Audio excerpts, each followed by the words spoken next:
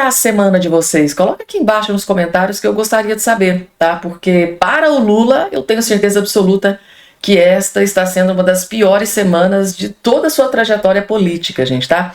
Há quem diga, tá? Inclusive a galera da canhota sempre, né, gravam vídeos, jornalistas, né, colocam manchetes dizendo que muito pouco provável, né, de o Lula sofrer um impeachment, tá? É a mesma ladainha, tá? A mesma narrativa que era dita lá na época da Dilma Rousseff, né? Eles sempre dizendo, não, pouquíssimas chances da Dilma sofrer um impeachment, nulas as chances, né, do Eduardo Cunha, que era então o presidente da Câmara na época, né? São pouquíssimas chances do Eduardo Cunha dar início ao processo de impeachment contra a Dilma Rousseff. Eles diziam, eles iam lá e choramingavam e gravavam vídeo, não, é impossível a Dilma Rousseff sofrer o impeachment.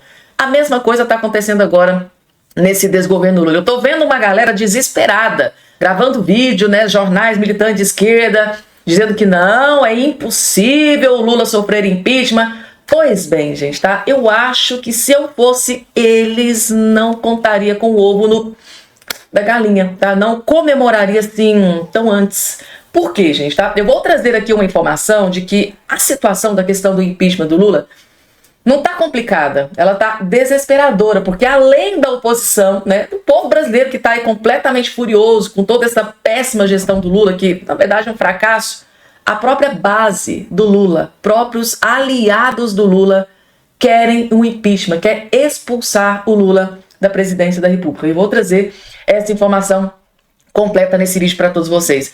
A contrapartida, Jair Messias Bolsonaro recebeu uma das melhores notícias do ano e eu faço questão de trazer aqui esta informação para todos. Essas outras várias informações, só rapidamente, tá? Não esqueçam de se inscrever no canal, ativar o sininho das notificações e compartilhar o vídeo o máximo possível que vocês puderem, porque aqui vocês serão muito, mas muito bem-vindos. Próxima informação na tela. Gente, eu tive acesso aqui a esse vídeo, na verdade me mandaram esse vídeo no direct do meu Instagram, e eu achei muito interessante. O Rodrigo Constantino colocou aqui o seu posicionamento e a sua opinião. Eu queria que vocês assistissem esse vídeo, colocassem aqui embaixo, se você, faça uma análise crítica, se você concorda ou não com o posicionamento, se vocês pensam igual ou não o Rodrigo Constantino.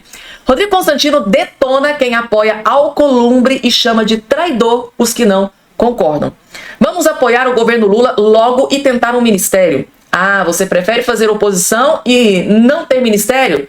Então assim, gente, ele colocou aqui os seus posicionamentos, igual o Bolsonaro que está apoiando o Davi Alcolumbre, o Rodrigo Constantino é contra esse posicionamento do Bolsonaro e ele vai explicar para vocês o porquê. Aí eu quero que vocês assistam, façam aquela análise crítica e coloquem aqui embaixo nos comentários se você concorda com o Rodrigo Constantino ou não. Se o Bolsonaro está fazendo certo ou se ele está dando um tiro no pé em apoiar o Davi Alcolumbre para a presidência do Senado. Assistam com muita atenção, que é um dos vídeos mais importantes que você vai assistir no dia de hoje. Vejam só. Organizado é, como analisou até o Cláudio Dantas, para não dizerem que é uma análise bolsonarista, né? É enterrar de uma vez por todas a narrativa do golpe. Porque se não existe um financiamento organizado, não existe tentativa de golpe. Né? A gente já sabia disso, é óbvio, não se faz golpe com bola de gude, com bandeira do Brasil, algodão doce. Então não houve tentativa de golpe. Mas se não havia nem mesmo como a Polícia Federal dizer que tinha um núcleo de financiamento, acabou, foi por água abaixo a narrativa do golpe. Agora, isso quer dizer que não vão indiciar o Eduardo Bolsonaro ou a Michelle? Não, não quer dizer, porque a gente teria que assumir que está dentro de uma premissa de da lei, de Estado de Direito. E não estamos. Inúmeras pessoas que foram indiciadas foram de maneira irregular. O vazamento seletivo da delação, que não é delação, já falei disso bastante ontem, é colaboração do Mauro Cid, ele não é um delator, ele não assumiu crime algum. O vazamento seletivo, isso sim é um crime, é um golpe, e que a imprensa participa como cúmplice, porque alguém está vazando isso, e coincidentemente na semana seguinte que o Bolsonaro fala de ambos, Michelle e Eduardo, como cacifados para serem candidatos. Então tudo isso está muito escandaloso, mas de novo, né? Alguém ainda não se deu conta do que está acontecendo no Brasil, e é com base nisso que eu volto à questão que o Girão trouxe para reforçar o que ele disse. Veja, o Bolsonaro, como o próprio Zema do partido do Girão, do Marcel e do Deltan, reconhece, ele é o grande capital político de oposição. Então isso aí não está em discussão. Ele é o grande nome para derrotar Lula em 2026, se for Lula, e se confiarmos no processo eleitoral, e premissas agressivas. E ele tem que estar elegível, o que é um absurdo ele não estar. Então a gente tem que pressionar por isso. Agora, isso não quer dizer que ele vai acertar todas, ou que ele é um grande estrategista, ou que ele não tem conflitos ali com pressão do PL e tudo mais. Nós temos que ser sinceros na análise. É um erro apoiar o Alcolumbre. Faria muita diferença se fosse o governo Bolsonaro e você justificasse. É necessário ter algum pragmatismo para a governabilidade, tem que atrair o centrão fisiológico. Isso é um bom debate.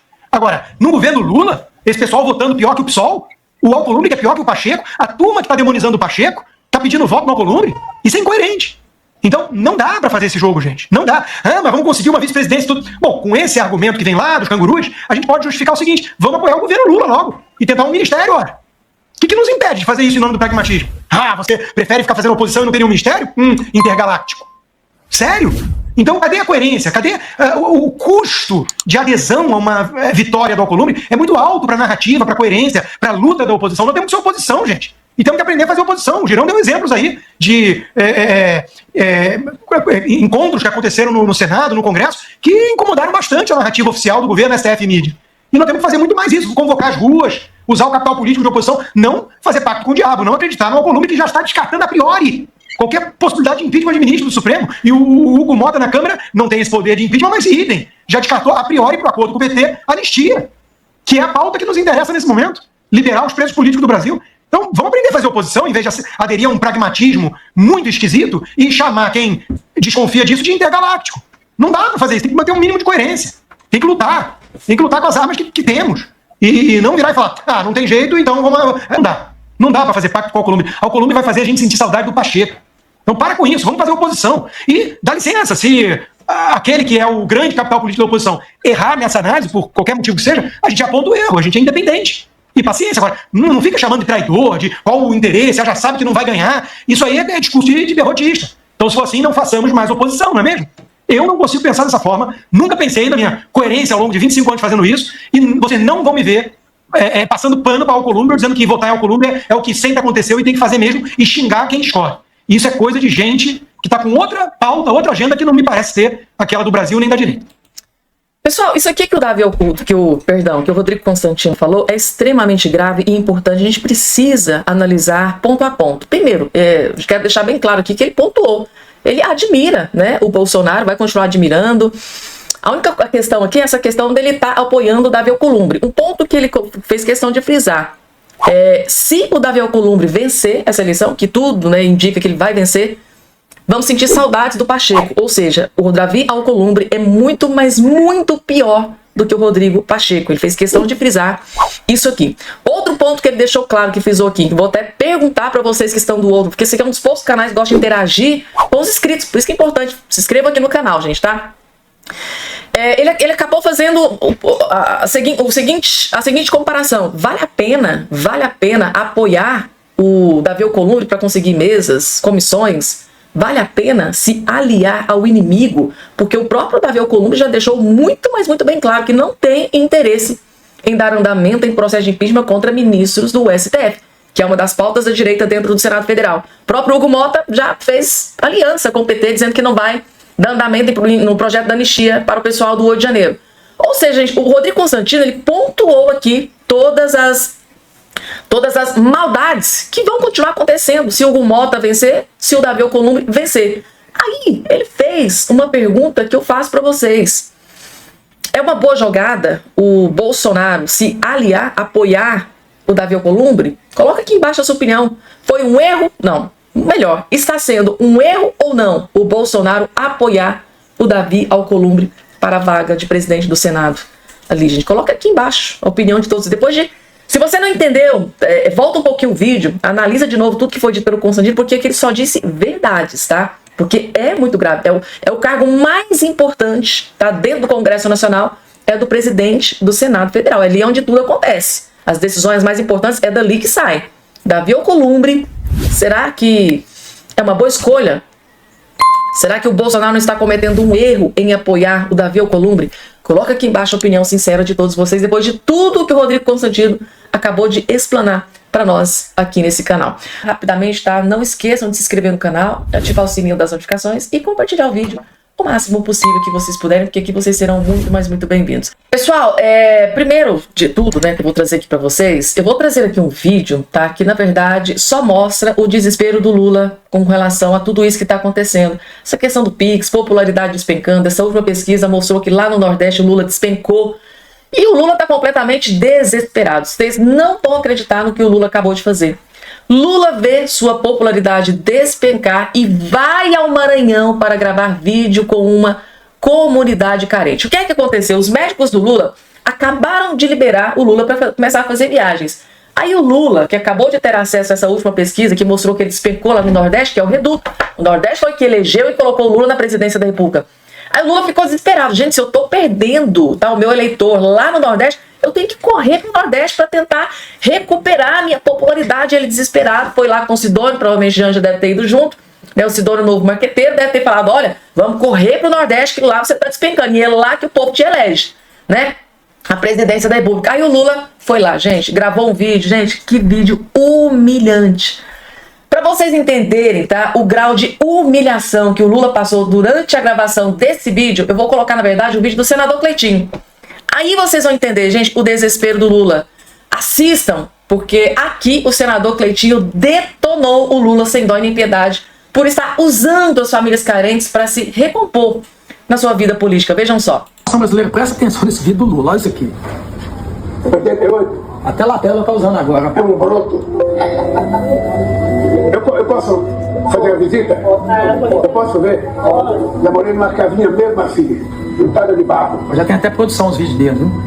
Olha, música no fundo, ó. Vamos parar o vídeo aqui.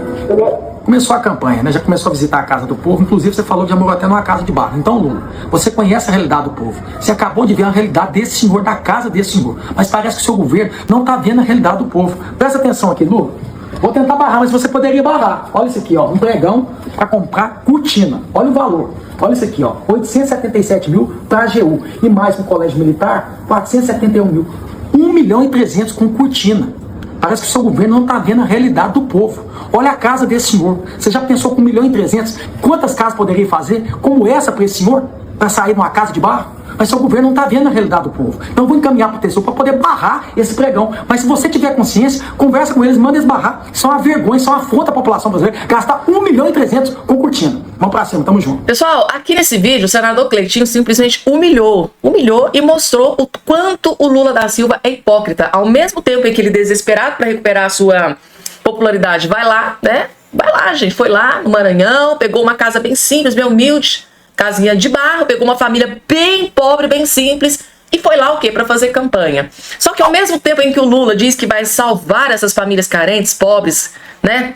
Bem simplórias, ao mesmo tempo está acontecendo um pregão dentro do governo Lula para gastar R$1.300.000 para comprar cortina, gente. Cortina, o povo brasileiro vai pagar, né? R$1.300.000 com cor. Gente, é muita hipocrisia, gente. Como que o Lula tem coragem de visitar uma casinha de barro, dizer que vai salvar a vida dos pobres no Brasil, que vai acabar com a fome no Brasil, ao mesmo tempo a contrapartida tem um pregão dentro do governo Lula que vai liberar, pode liberar R$1.300.000 para comprar cortina. Qual que é mais importante? Qual que deveria ser a prioridade do Lula?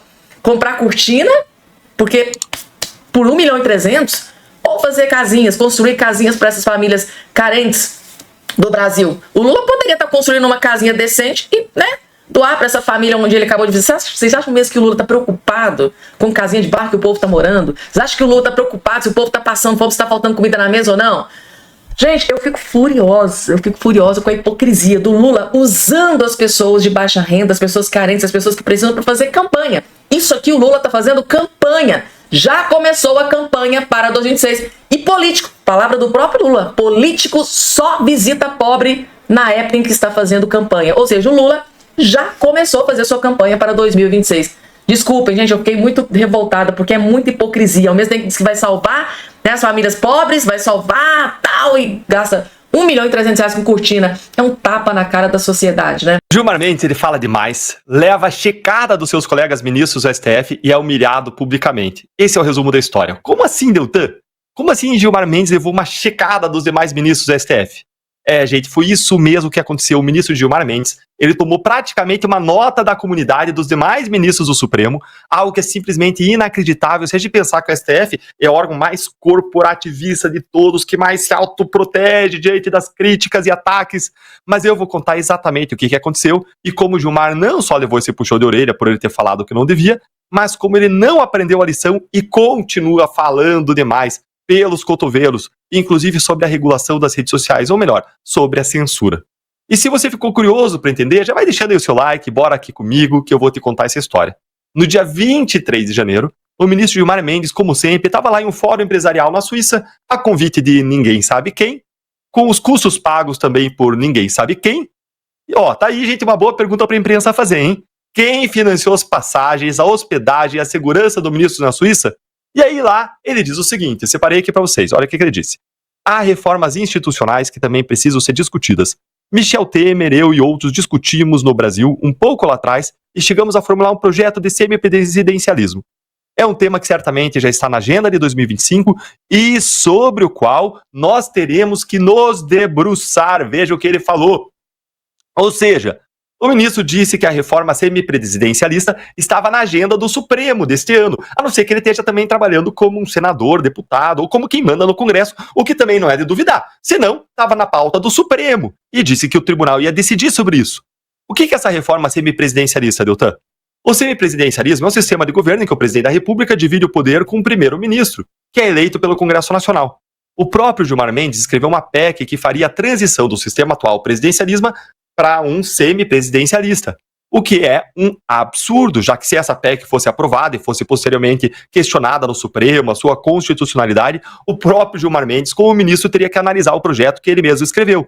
Ou daquele jeito tipo Alexandre de Moraes, sabe? Que cruza, vai lá e cabeceia pro gol e outrora é goleiro? Mesma coisa. Não que não tenha precedente, né, gente? Sem falar que essa defesa aguerrida do Gilmar ao sistema semipresidencialista é uma atividade política, algo que o juiz deveria se restringir, não fazer no Brasil. A atividade político-partidária é, inclusive, crime de responsabilidade de ministro do Supremo, punível com impeachment. Mas, como a Constituição não vale para os Supremos, deve ser Supremo por causa disso, né, gente? Tá, Supremo, acima da Constituição. Como a Constituição não vale para os Supremos, Gilmar Mendes é um Supremo, ele não tá nem um pouco preocupado com isso, porque nada nunca acontece com ele. Só que aí tá o pulo do gato. Simplesmente não existe nenhum processo pendente de julgamento no Supremo sobre presidencialismo. Nenhum. Zero. Nada. E aí? Gilmar mentiu, espalhou desinformação e fake news para avançar uma agenda pessoal política dele.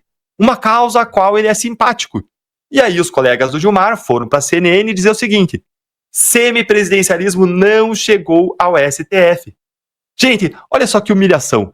Os colegas do Gilmar Mendes desmentindo ele, tendo que ir a público dar aquela checada, aquela nota da comunidade no Gilmar. Olha aí, ó, vou ler para vocês o trechinho aqui, ó. Mesmo com a vontade expressa do ministro Gilmar Mendes de analisar a constitucionalidade e a possibilidade de adoção de um regime semipresidencialista, não há no Supremo Tribunal Federal qualquer ação específica sobre o assunto nesse momento, segundo apurou a CNN junto a integrantes da corte. Meu caneco, Gilmar, por que você não se cala? Para de falar. Calado é um poeta, para de dar entrevista, para de falar fora dos autos é aqui, não é lá. Para de ficar antecipando julgamento sobre casos que estão no STF, para de falar de golpe, para de falar de culpa de Bolsonaro, para de falar de Lava Jato, para de atacar os agentes públicos que combateram a corrupção. Simplesmente para, por favor, ninguém te aguenta mais, nem mesmo os teus colegas do Supremo. Mas ele parou? Não parou. Gilmar dobrou a aposta e resolveu falar também da regulação das redes sociais.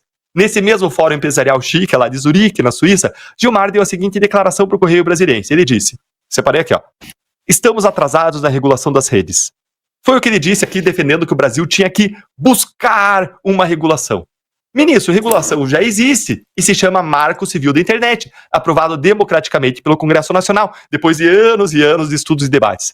O que não existe é a regulação que vocês, ministros do Supremo, querem. Ou seja, o que não existe é a censura que vocês querem impor. É isso que vocês querem, nada mais, nada menos. Mas eu concordo com você que está atrasado. Apenas não nisso. A gente está atrasado mesmo, tendo uma Corte Suprema tão bananeira como essa, em que os ministros viajam para o exterior, bancados sabe-se lá por quem, sabe-se lá como, pode ser até alguém com processos aí no Supremo, para ficar falando em lugares chiques do mundo afora sobre o Brasil. Não deveriam nem falar, né, gente? Mas quando falam ainda fora do Brasil. As ações suas, Gilmar Mendes, são uma vergonha. É uma verdadeira realização da profecia do professor da USP, o Dalmo Dallari, que logo antes de Fernando Henrique Cardoso te indicar, disse palavras que iriam ficar para a história e arrepiar a alma de todos os brasileiros de tão verdade que elas são. Ele disse: Gilmar Mendes no Supremo é a degradação do Poder Judiciário. E agora eu quero ouvir a opinião de você que está aqui com a gente. Você concorda que Gilmar Mendes, calado, é um poeta? Conta aí pra gente nos comentários. Mais um presente do Lula para o povo brasileiro, né? E aqui eu tenho certeza absoluta como o povo deve estar sentindo saudades do Bolsonaro.